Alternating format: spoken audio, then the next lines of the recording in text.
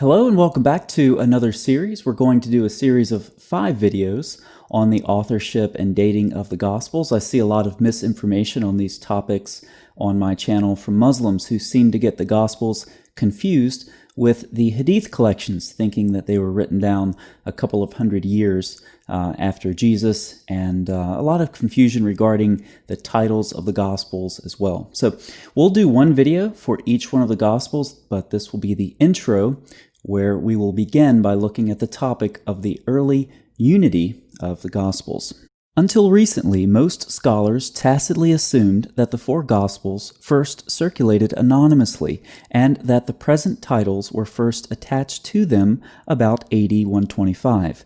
There is little evidence to support this date as the decisive turning point.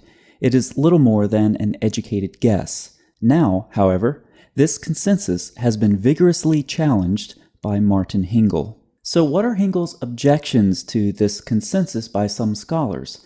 Well, for one thing, the date is far too late. He begins by saying, let me quote Rudolf Pesch at the beginning of his large 2-volume commentary on Mark as a representative of numerous more recent commentaries. All the inscriptiones and subscriptiones in the Gospel manuscripts are late. The author thinks that this one sentence settles the matter, giving no further reasons for his view.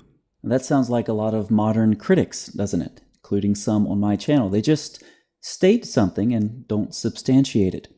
Now, Hingel takes issue with the concept that the Gospels would have been circulated for any period of time without a title attached to them. Compared with the usual title of a book in antiquity, Evangelion Kata Matthaion sounds quite unusual. And this is Gospel according to, and then this is Matthaion, Matthew. As a rule, the author would come first in the genitive, followed by the title indicating the content. Now, let's do a quick comparison to see what he's talking about. Here we have Evangelion, Gospel, Kata, according to, and then Matthaion, Matthew. Now, what he's talking about is this, it looks like an OU ending. This is a genitive singular ending. And he's saying, this is what you would expect. You have the author's name in the genitive, and then followed by the title of the work. But this just looks different. Hingel continues, we cannot therefore see the preposition kata, according to, with the accusative as a simple periphrasis for the genitiva sauctoris, which is Bauer's view.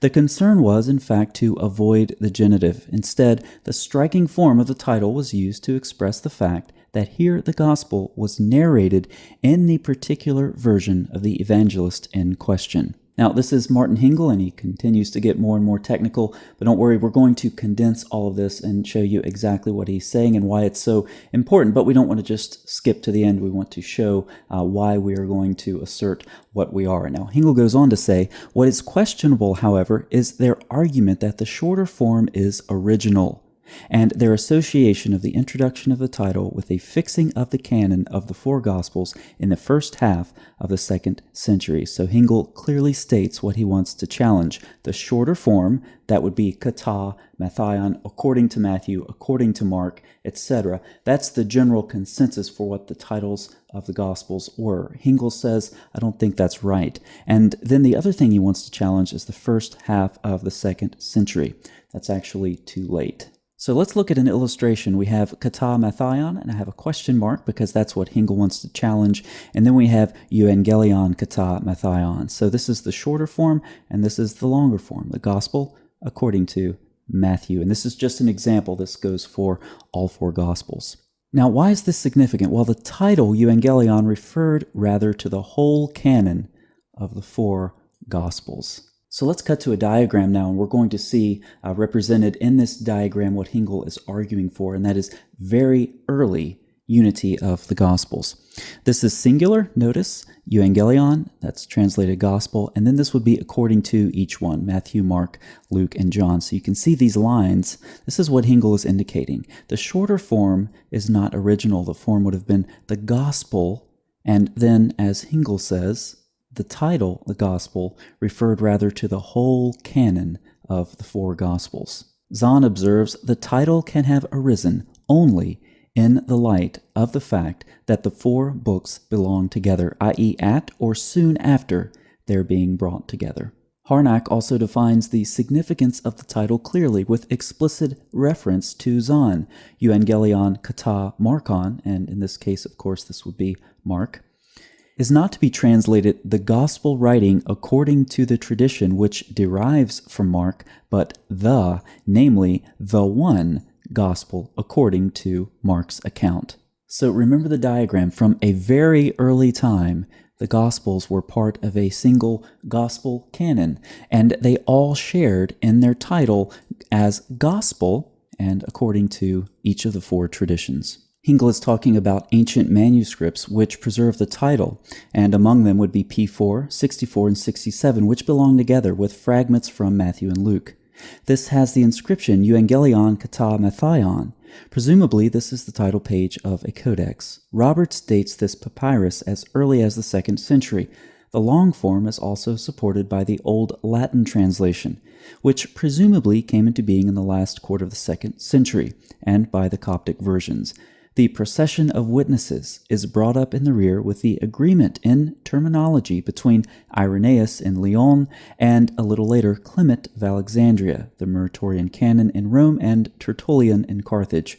What is striking here is the complete unanimity over the four titles of the Gospels, and a distribution extending throughout the whole of the Roman Empire towards the end of the 2nd century, from Lyon to Carthage, and as far as the Egyptian Korah. So what is Martin's conclusion after all of this technical jargon?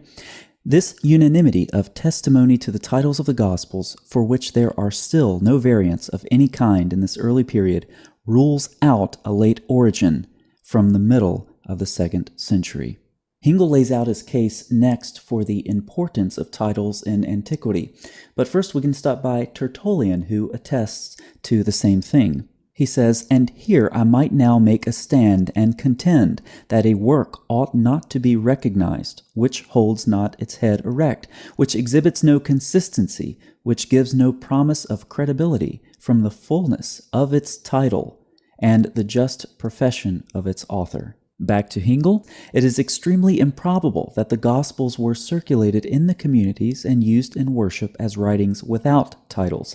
Particularly, if a new work was read in worship, there had to be an announcement of the kind of writing it was.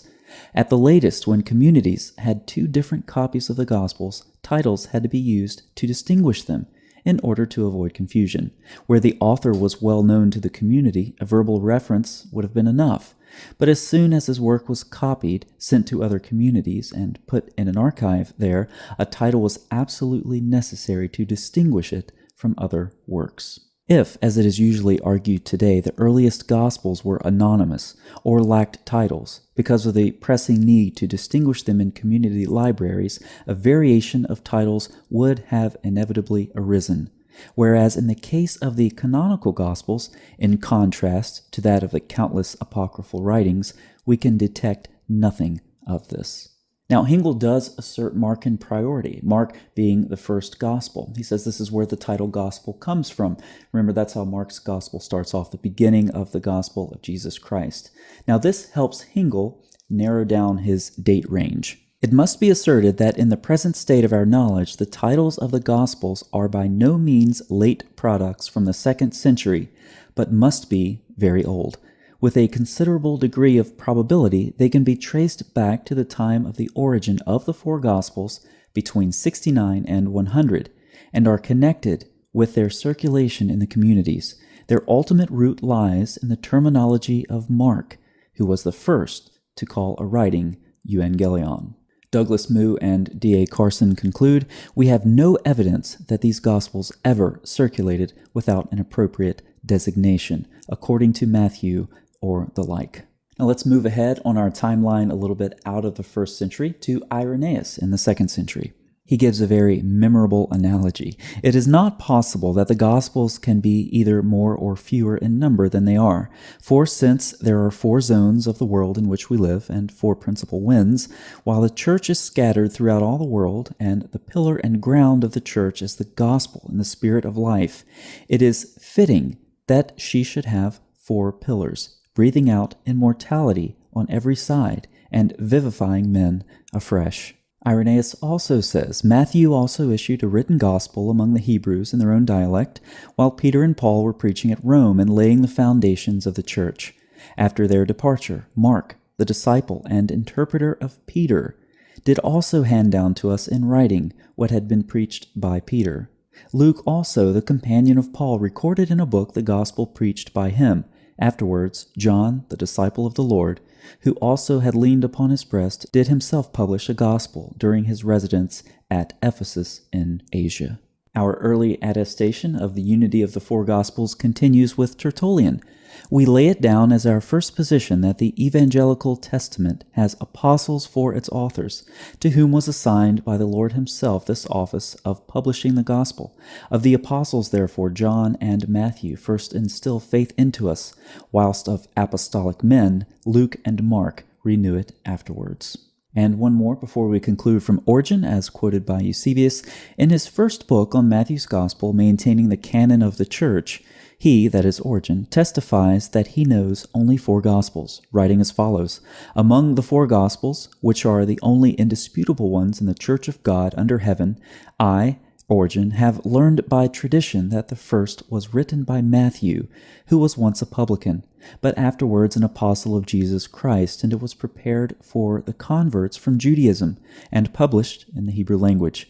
The second is by Mark, who composed it according to the instructions of Peter, and the third by Luke, the gospel commended by Paul, and composed for Gentile converts. Last of all, that by John. So let's wrap up this somewhat technical exposition with a couple of conclusions.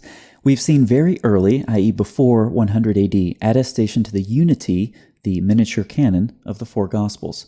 We've seen that it's implausible that the Gospel accounts would have circulated without a title. We've seen that we have no evidence that the Gospels ever circulated without an appropriate designation. And we've seen attestations by the Church Fathers to the fourfold Gospel. We'll wrap up with a rather suggestive statement by F.F. Bruce. It is noteworthy that while the four canonical Gospels could afford to be published anonymously, the apocryphal Gospels, which began to appear from the mid-2nd century onwards, claimed falsely to be written by apostles or other persons associated with the Lord. I hope you enjoyed this introduction and exposition on the early unity of the Gospels. Keep all of this in mind. It'll be important as we continue through this series, and I'll see you next time as we go through the authorship and dating of the Gospel of Matthew, and we'll proceed on from there. Thanks for watching.